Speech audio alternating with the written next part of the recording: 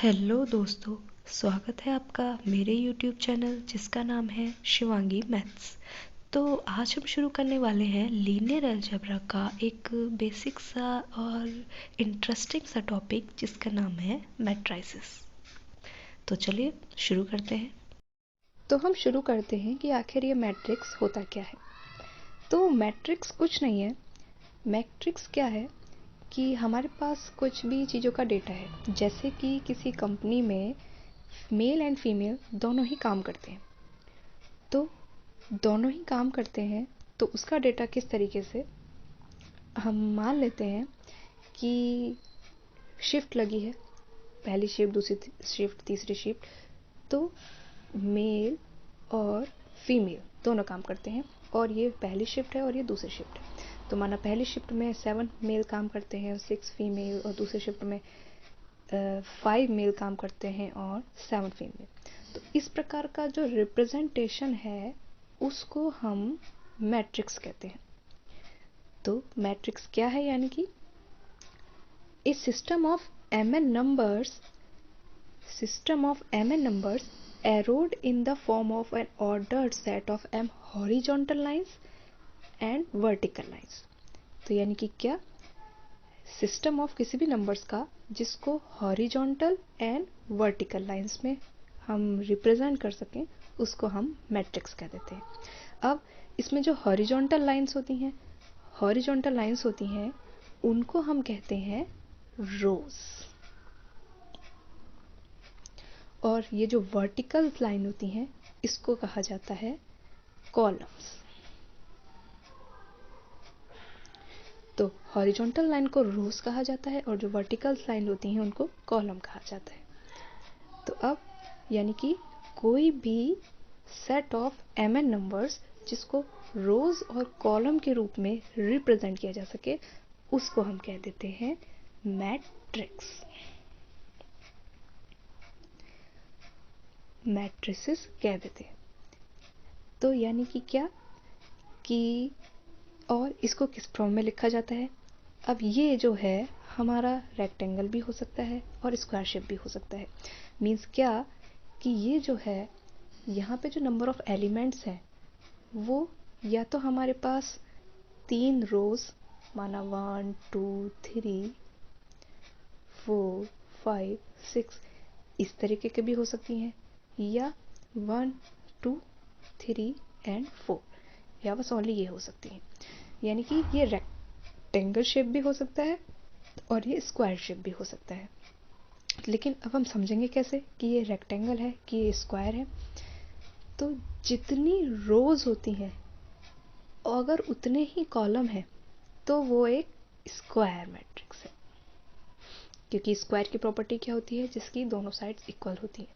तो यहाँ हम देखते हैं यहाँ पे 2 ही रोज हैं एंड 2 ही कॉलम्स हैं, यानी कि ये एक स्क्वायर मैट्रिक्स है। और यहाँ पे 3 रोज हैं एंड यहाँ पे 2 रोज हैं एंड 3 कॉलम्स हैं। दैट्स वाई इसको हम कहेंगे रेक्टेंगल मैट्रिक्स। ये हमारा रेक्टेंगल मैट्रिक्स हो जाएगा। तो अब हम क्या देखेंगे, फिर से हम डेफिनेशन के थ्रू चलते हैं कि एक ऑर्डर्ड और rectangular array of numbers is called a matrix. यानी कि m क्रॉस n, यहाँ पे जैसे कि हमारे पास सामने मैट्रिक्स है तो यहाँ पे हम देख रहे हैं 1 1 1 2 1 3, और इसको रिप्रेजेंट करने का क्या तरीका होता है, हम कैसे रिप्रेजेंट कर सकते हैं, हम देखते हैं हम कैसे ही रिप्रेजेंट कर सकते हैं।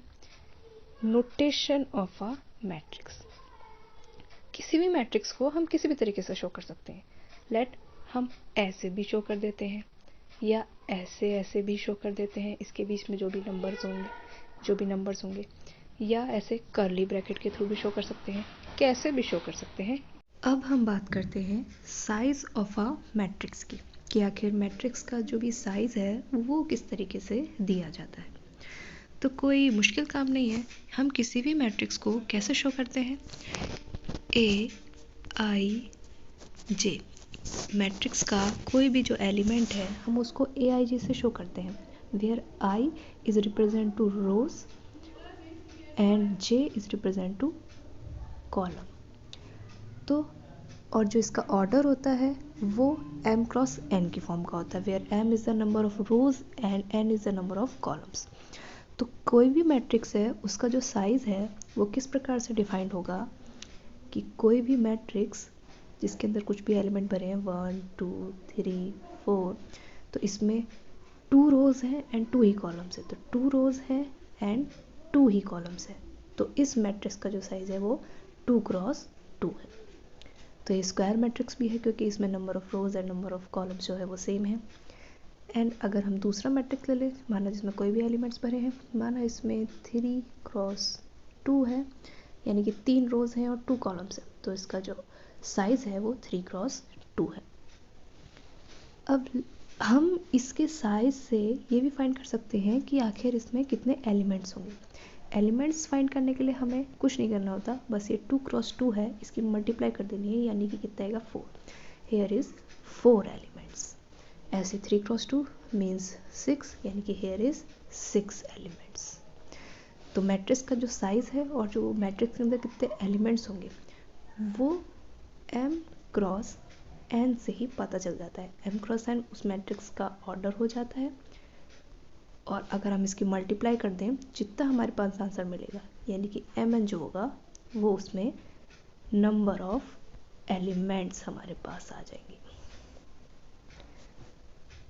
तो दोस्तों आज के लिए इतना ही। नेक्स्ट क्लास में हम जानेंगे मैट्रिक्स और कितने कितने टाइप्स के होते हैं। बहुत सारे टाइप्स के मैट्रिक्स होते हैं, डिफरेंट डिफरेंट उनकी प्रॉपर्टीज़ होती हैं, तो हम सब जानेंगे नेक्स्ट क्लास में।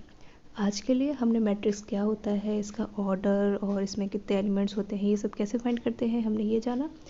नेक्स्ट क्लास में हम मिलते हैं, तब तक के लिए टेक केयर।